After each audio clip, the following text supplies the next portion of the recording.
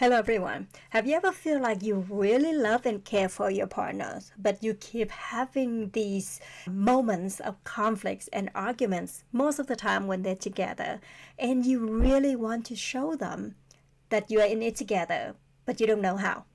Hello, my name is An. I am a certified life and parenting coach, and I have worked with many clients on how to keep the relationship healthy when they're in a long-term committed relationship with busy work schedule, a lot of life responsibilities.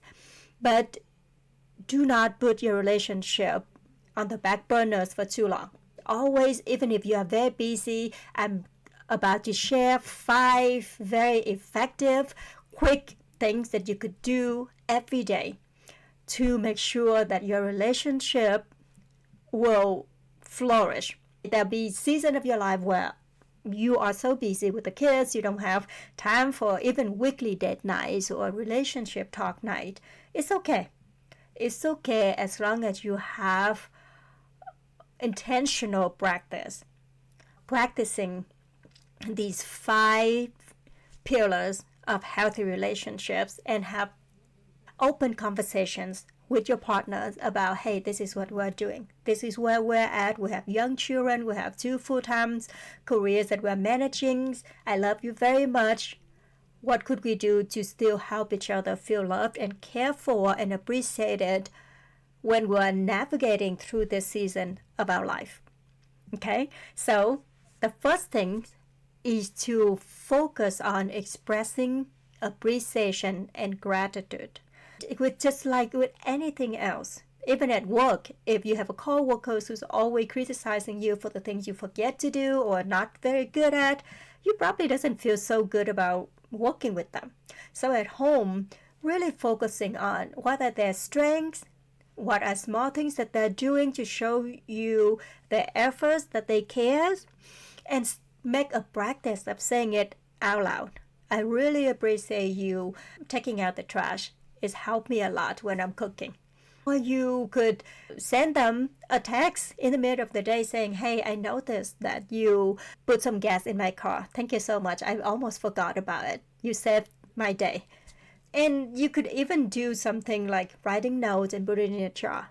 There are many ways that you could do this, but the important thing is to really focus on their strengths. What are they good at? And maybe they're not very good at organizing things in the house, but they're very good at taking care of the finances, taking care of the car, picking up the kids, even simple things like that. Because they are making a choice, they're making an effort to be a team player, to care for you, to care for the children. So always make sure that before you offer something that you want them to improve on, go back and think about what do you already appreciate about them and what you are thankful for about them. The next thing that you could do is to communicate openly, to speak your truth with compassion. That's the key. That you could be honest and kind at the same time. So sometimes people say that my partners are always make me feel so attacked when they say something. They always say, oh, you forget to do this, or you didn't care about my feeling. Those things, maybe there's some truth to what you're saying, but the way you say it make people defensive. They already put them on the defensive, like you are not here to be a team player with me. You are here to tell me how wrong, how bad I am. So next time when you have something that bothers you, always share the impact it has on you, right? I feel overwhelmed today because I didn't know what to make for dinner, and I wish we have a better plan for dinners this week, for example. Right, so focusing on your feeling, the impact it have on you, and the solution for it. You could also, if your partner did something that hurt your feeling, there's a place for being honest about it, but also don't make assumption, don't make accusation. Say, the other day I was feeling really rejected when I wanted to watch a movie and you was too busy doing your work. right? So then again, it's showing them how you feel and asking them to engage in problem solving together instead of just saying, go straight to, you don't care about me, you don't love me anymore, all you do is work. You could still speak your truth with kindness and compassion. Another thing that would be very helpful when you are choosing to speak your truth is to know when to pump the brake. Right? So these things are vulnerable. Relationship by nature is very vulnerable. That's how you could connect deeply. But also it could bring up a lot of emotions inside and outside of the relationship. So knowing yourself, having the skill to be aware of, okay, I could feel the feeling, I could feel the anger, the frustration, the explosion coming up. What am I going to do? Always have a go-to practice to pump the brake and say, watch, babe, I need to take some deep breath. I need to go drink some cold water. I need to take a walk. Can we circle back to this later? Being able to recognize your emotions, to call a timeout, and to have a calming, cool down practice that works for you.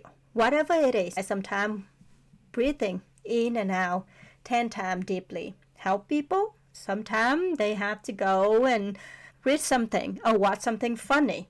Figuring out what works for you and use it every time when emotion is running high is the key to minimizing the damage that you could do to your relationship when the emotion is running high. The third tips that you could use is to show affection, to keep the spark alive with loving touch. We are busy, we're tired, but are you too busy to a 10-second hug? Are you too busy for a quick holding hand for a little bit before going to work, before saying goodbye? You're not too busy for a 6-second kiss. So these touch points, just a little bit, just a little playfulness, warm, loving touch. Sometimes that's all we have time for, and sometimes that's all we need to say, hey, I love you, I think about you, I care about you, I think you're a cutie. Let's talk about dinner. It doesn't have to be this long, like when you're first starting to fall in love with each other, 3-4 hours long conversation, very inspiring, very deep conversation. Great. If that happened for you, I'm happy for you. But for a lot of people in this season of life with young children and work, it doesn't have to be that time consuming. But make sure that you have some kind of ritual to say, I love you before you say goodbye for the day. Give a hug when they come back at the end of the day. Use playful touch if you're just walking past each other. Can you touch their arm? Can you touch their chest, like their shoulder? Just a little bit, whatever works for you. But be more mindful of it and practice it so it become a habit. Be intentional with these touch. Even you are very busy and tired and you are not into sex today, you could still have physical, affectionate touch to each other.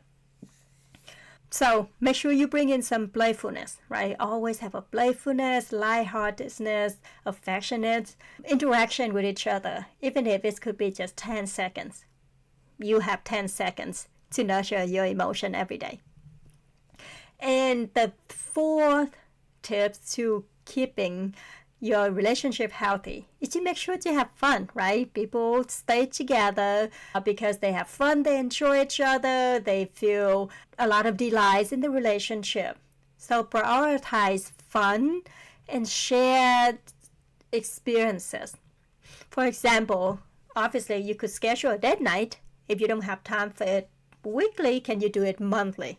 Every first Friday of the month, right? Just start small, monthly, and you could plan something, or you can just go out for dinner and spend that time to focus on each other and talk about your dreams and hopes and what's going on in your life. Start very small. If you cannot do weekly, if you cannot do monthly, can you do every other month? Start where you are and do what you can. Then create traditions. Create traditions. On Sunday, you have breakfast together. Or on Friday, you could hang out with friends together once in a while. It is not about what you do, it's about how you do it together and what's really enjoyable for both of you. You could go on a date night by yourself, you could go on double dates with your friends and meet your social needs too. But make sure that you do it together and then celebrate each other. Celebrate each other's small wins. Oh my gosh, you did great in that presentation today. I'm so happy for you. Oh, I'm so proud of you for putting yourself out there at the networking event. Oh yeah, I love how you was helping your friends with this. That's very few. So make sure you take any opportunities you can to show appreciation and celebrate their wins, what's important to them. And again, it doesn't take a lot of time to say these things and do these things. It's all about being intentional about it and do it consistently enough so it's become the culture in your relationships and it become a habit for you. When you notice something good, say it. When you notice something not so good, think about how you could say it in a kind and constructive way. Basically, that's it.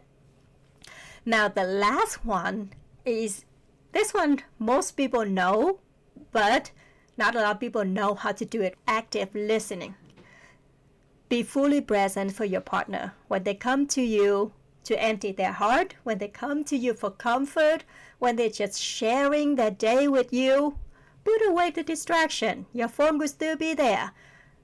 Reflect back what you heard from them. It sounds like you have a really long day today. Oh, that's so fun. You and Ryan had a great day. I know you have always wanted to reconnect with him. Right? You don't have to say a lot. You don't have to have a solution for their problem. All you could communicate is, hey, I hear you, and I'm here for you.